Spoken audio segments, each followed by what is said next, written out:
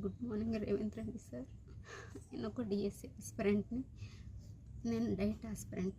Diet అంటే SGT teacher అనమాట sir. నాకు గ్రూప్స్తో ఎలాంటి సంబంధం లేదు, వేరే పార్టీ ఎలాంటి ఏ పార్టీతో మాకు సంబంధం లేదు సార్. డిఎస్సి సిలబస్ ఒక్కసారి చూడండి సార్. గత బీఆర్ఎస్ ప్రభుత్వం చాలా సిలబస్ని పెట్టింది. ఆ సిలబస్ని చదవలేకపోతున్నాం సార్. 11,000 జాబ్స్ మీరు వేసిర్రు, మంచిగా ఒక జాబ్ కొట్టుకోవచ్చు అని ఆశతో ఉన్నాం సార్. కానీ ఆ సిలబస్ కంప్లీట్ కావట్లేదు. మొత్తం ఎస్జిటి, ఒక ఎస్జిటి టీచర్ 50 బుక్కులు చదవాలి సార్. 3rd నుండి 10th వరకు చదవాలి. అట్లా మొత్తం science, social, Telugu, English, maths, వాటితో పాటు జీకే అండ్ కరెంట్ అఫైర్స్, అదేవిధంగా పిఐ సబ్జెక్ట్ చదవాలి. కాబట్టి ఇవన్నీ కంప్లీట్ కావట్లేదు సార్. కంటెంట్ ఎంతో కొంత చదివినా perspective in education and GK and current affairs అసలు అయిపోతలేవు. జీకే అండ్ కరెంట్ అఫైర్స్ కూడా 6 నెలలే చదువుకోవాలి. అంటే 6 బుక్కులు ఉంటాయి సార్. ఏ విధంగా ట్రై చేసినా కూడా కావట్లేదు. మీరేమో వేరే పార్టీ వాళ్ళు ఉసిగోలు పిట్ల చేపిస్తున్నారు అంటున్నారు. మేమేమో ఎట్లా ప్రూఫ్ చేసుకోవాలి? మేము స్టూడెంట్స్, మేము ఈ కోట్ వేసిన వాళ్ళమే అని ఎట్లా ప్రూఫ్ చేసుకోవాలో మాకు అర్థమైతే లేదు. ఈ వీడియో కూడా మీ వరకు చేరదో కూడా మాకు తెలియదు.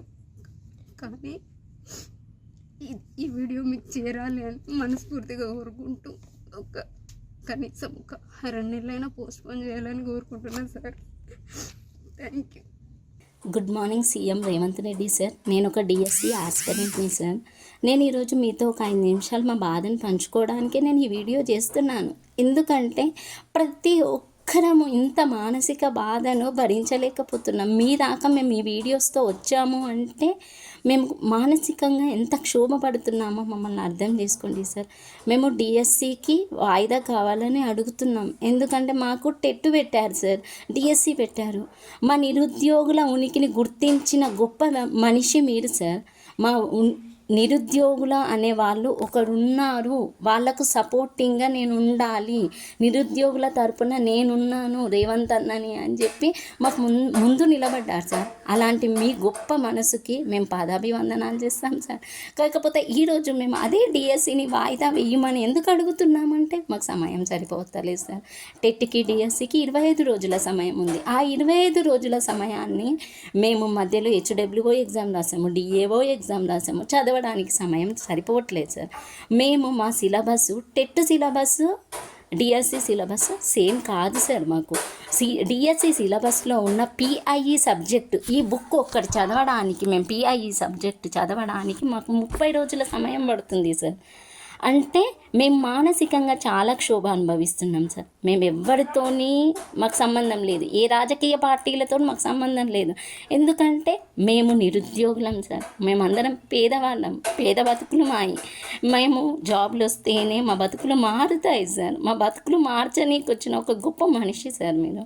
అలాంటి మీరు మా బాధను అర్థం చేసుకుంటారని నేను ఈ వీడియో చేస్తున్నాను. ప్లీజ్ సార్, దయచేసి మాకు కనీసం 2 నుంచి 3 నెలల సమయం ఇవ్వండి చాలు సార్. ఇంకా 2 నుంచి 3 నెలల సమయం ఇస్తే మేము శ్రద్ధగా చదువుకుంటాం, మా బతుకులు మేము మార్చుకుంటాం. దయచేసి మా ఈ నిరుద్యోగుల బాధను మీరు అర్థం చేసుకుంటారని ఆశిస్తూ మీ ఒక చెల్లిగా, ఒక అక్కగా కోరుతున్నాను సార్. ప్లీజ్ సార్, ఈ ఒక్క వాయిదాని మా కోసం ఇవ్వండి సార్. మీకు దండం పెడతాం sir. Hi friends, CM Revanth Reddy గారికి ముందుగా నమస్కారం చేసుకుంటున్నాను. ఎందుకంటే డిఎస్సి సిలబస్ చాలా ఎక్కువగా ఉంది. నాకు 3 పిల్లలు ఉన్నారు ఆల్రెడీ. పిల్లల్ని చూసుకొని చదువుకోవడానికి చాలా ఇబ్బంది అవుతుంది. టెట్కి డిఎస్సికి మధ్యలో టైం 20 డేసే ఉంది సార్. మీ కాలు మొక్కుతా సార్, మీకు దండం చేస్తా సార్. డిఎస్సి పోస్ట్పోన్ చేయండి సార్, మీ కాలు మొక్కుతా సార్. నా భర్త నా మీద నమ్మకం చాలా పెట్టుకున్నాడు, కానీ ఆ నమ్మకాన్ని మమ్మ చేస్తున్నాను అనిపిస్తుంది సార్. బతకాలనిపిస్తలేదు నాకు. ప్లీజ్ సార్, పోస్ట్పోన్ చేయండి సార్, మీ కాలు మొక్కుతా. మా ప్రయత్నం చాలా చేస్తున్నాం, కానీ మీరు అంతా టీఆర్ఎస్ వాళ్ళు చేపిస్తున్నారని అంటున్నారు. అదేమి లేదు సార్, మా సొంత ప్రయత్నంగా చేస్తున్నాం సార్. మీ కాలు మొక్కుతా సార్. డిఎస్సి పోస్ట్పోన్ చేయండి సార్. అందరికీ నమస్కారం. నేను ఒక డిఎస్సి అభ్యర్థిని. గత కొద్ది రోజులుగా డిఎస్సి పోస్ట్పోన్ చేయాలని ఎంతోమంది ధర్నాలు చేయడం జరుగుతుంది. అండ్ ఇదంతా కూడా మన రాష్ట్ర సీఎం అయిన రేవంత్ రెడ్డి గారికి తక్కువ అర్థం అవ్వడం కూడా జరుగుతుంది. ఇందులో ఏ పార్టీ కూడా ఇన్వాల్వ్ అవ్వలేదు. కేవలం నిరుద్యోగులే తమ బాధను వ్యక్తపరచుకోవడానికి బయటకు వచ్చి ఇలా మాట్లాడదామని వచ్చి ఉన్నారు. కానీ పోలీసులేమో అది నిరసనలు లైక్ ధర్నాలు అని చెప్పేసి అరెస్ట్ చేస్తున్నారు. కనీసం ఆ బాధను వినడానికి కూడా ఎవరు ముందుకు రావట్లేదు. బాధ చెప్పుకుందామన్నా కూడా వినే నాదుడే లేడు. ఇంకా మీడియా కూడా చాలా వరకు కరెక్ట్గా సమాచారం తెలుసుకోకుండా గ్రూప్ 2కి మరియు డిఎస్సికి లింక్ పెట్టడం జరుగుతుంది. మేము కోరుకుంటుంది ఏంటంటే గత జూన్ నెలలో అసలు లైన్గా ఎగ్జామ్స్ పెట్టడం జరిగింది. ఫస్ట్ మే 30 లైక్ మే 20 నుంచి టెట్ ఎగ్జామ్ జరిగింది. అది జూన్ 2 దాకా కూడా జరిగింది. దాని తర్వాత హెచ్డబ్ల్యూఓ ఎగ్జామ్స్, దాని తర్వాత డిఏఓ ఎగ్జామ్స్, మళ్ళీ సీటెట్, ఇలా అన్నీ కంటిన్యూస్గా జరగడం మరియు వాటన్నిటికి కూడా డిఫరెంట్ సిలబస్ ఉండడం వల్ల దేనిది దానికే చదవడం వల్ల ఇప్పుడు డిఎస్సికి ఉన్న సిలబస్ని రివిజన్ చేయాలన్నా కానీ మ్యాక్సిమం టైం పడుతుంది. అండ్ సిలబస్ చూస్తే చాలా ఉంది. దాన్ని సిలబస్ కాపీని ఒకసారి గూగుల్లో సెర్చ్ చేసి చూడండి.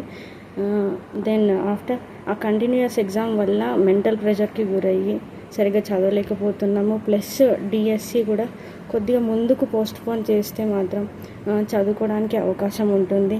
అలాగే ఈ మధ్యలో ఎగ్జామ్స్కి కూడా మినిమం టైం గ్యాప్ లేకుండా పెట్టి ఉన్నారు. ఆ మినిమం టైం గ్యాప్ పెట్టి ఉన్నా కూడా మేము పోస్ట్పోన్ కానీ దేనికి కానీ అడగకపోతుండే. అండ్ ఇందులో కూడా ఏ పార్టీ ఇన్వాల్వ్ అవ్వలేదు. అండ్ ఏ కోచింగ్ సెంటర్స్ కూడా మమ్మల్ని ఇలా చేయండి అలా చేయండి అని మమ్మల్ని ఇన్ఫ్లుయెన్స్ చేయడం లేదు. ఇంకా టైం ఇస్తే కంప్లీట్గా సిలబస్ కంప్లీట్ చేసే అవకాశం ఉంటుంది. ఇంకా రివిజన్ కూడా టైం అవసరము. ఓన్లీ చదువుకొని వెళ్తే మాత్రం అసలు రాయలేము. కనీసం రివిజన్కి కూడా టైం ఉండాలి. యాక్చువల్గా అయితే రూల్స్ ప్రకారం అయితే టెట్కి మరియు డిఎస్సికి 45 days టైం గ్యాప్ ఉండాల్సి ఉంటుంది. కానీ అలాంటిదేం లేకుండా జస్ట్ 36 daysలో చదువుకొని రివిజన్ చేసి రాయడం అనేది ఇంపాసిబుల్. తర్వాత ఇక్కడ మనకు ప్రజాస్వామ్య దేశమే ఇది. చెప్పుకోవడానికి అవకాశం ఉంది, కానీ చెప్తుంటే వినే నాదుడే లేడు. వినడానికి కనీసం సీఎం గారు కూడా స్పందించటలేదు. అలాగే ఎంతోమంది కాల్స్ చేసి ఉన్నాము, వాళ్ళందరూ కూడా రెస్పాండ్ అవుతున్నారు. కానీ అసలు పాజిటివ్ రియాక్షన్ ఉందో లేదో మాకైతే తెలీదు. కనీసం మా బాధ ఏంటో తెలుసుకోవడానికి కూడా గవర్నమెంట్ ప్రయత్నించడం లేదు. అప్పుడు నిరుద్యోగుల వల్లనే నిరుద్యోగులను కలిసి మాట్లాడి గెలిచినామని వాళ్ళే చెప్పి ఉన్నారు. మరి అలాంటి నిరుద్యోగులే ఇప్పుడు కనీసం చర్చలకు రమ్మని అడుగుతుంటే కూడా కనీసం గవర్నమెంట్ మా వైపు కూడా చూడట్లేదు. ఇంకా వేరే పార్టీలు ఇన్వాల్వ్ అయి ఉన్నాయని నిందలు వేస్తున్నారు. మేము కోరుకుంటుంది పోస్ట్పోన్ మాత్రమే. పోస్ట్పోన్ ఇస్తే మాత్రం చదువుకోవడానికి అవకాశాలు ఉంటాయి. ఎంతోమంది వెయిట్ చేస్తున్నారు ఈ ఎగ్జామ్ కోసం, దానికి ఒప్పుకుంటాం. కానీ ఇలా continuous exams and different syllabus ఉండడం వల్ల అస్సలే టైం లేదు. సో ఆ టైం ఉంటే చదువుకొని మంచిగా రాస్తామని మేము మనవి చేసుకుంటున్నాము. అండ్ చాలామంది ఇబ్బంది పడుతున్నారు, ఇంకా ఎంతోమంది ఏడుస్తున్నారు. ప్లీజ్ దయచేసి అర్థం చేసుకోండి. Thank you. అందరికీ good morning. My name is Sandeep. నేను కాకతీయ యూనివర్సిటీ నుండి మాట్లాడుతున్నాను.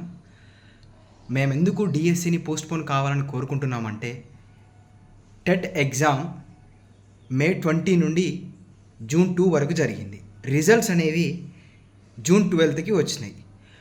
అప్పటి నుంచి డిఎస్సి ఎగ్జామ్కి సమయం సరిగ్గా 36 రోజులు, అనగా డిఎస్సి ఎగ్జామ్ జూలై 18 నుండి స్టార్ట్ అవుతుంది. ఈ మధ్యలో గ్యాప్ కేవలం 36 రోజులు మాత్రమే. ఈ 36 రోజుల్లో ప్రతి ఒక్క డిఎస్సి అభ్యర్థి హెచ్డబ్ల్యూఓ exam dates 24th to 29th అనగా 5 రోజులు. మరియు అదేవిధంగా డిఏఓ ఎగ్జామ్, ఈ ఎగ్జామ్ యొక్క షెడ్యూల్ వచ్చేసి 1st to 5th అనగా మళ్ళీ 5 రోజులు. ఈ 10 రోజులు ఎగ్జామ్స్కి తీసివేయగా మిగిలిన రోజులు 26 రోజులు మాత్రమే. ఈ 26 రోజుల్లో ఉన్న డిఎస్సి వాస్ట్ సిలబస్ని ఎలా కంప్లీట్ చేయగలుగుతాము? దయచేసి దీని మీద ఆలోచన చేయగలరు. ప్రతి ఒక్కరూ గ్రూప్ 2కు డిఎస్సికి లింక్ పెడుతున్నారు. అసలు లింక్ పెట్టాల్సింది గ్రూప్ 2కు డిఎస్సికి కాదు. లింక్ పెట్టాల్సిందల్లా టెట్కి డిఎస్సికి. ఎందుకంటే డిఎస్సి రాసే అభ్యర్థులే గ్రూప్ 2లో ఉంటారేమో, కానీ గ్రూప్ 2 రాసే అభ్యర్థులు ఎవరు కూడా చాలా వరకు డిఎస్సి అనేది రాయలేరు. ఎందుకంటే డిఎస్సి అనేది సపరేట్. దయచేసి ప్రభుత్వం డిఎస్సి వాయిదా మీద పునరాలోచన చేసి మాకు తగిన న్యాయం చేస్తుందని మేము ఆశిస్తున్నాము. రేవంత్ అన్న, ఒక్కసారి మీరు ఈ ఎస్జిటి బుక్స్ చూడండి అన్న, సిలబస్ ఇందులో మీకు వేరే ఏవి కనిపించవు. సిలబస్ షీట్ చూడండి అన్న ఎంత ఉందో.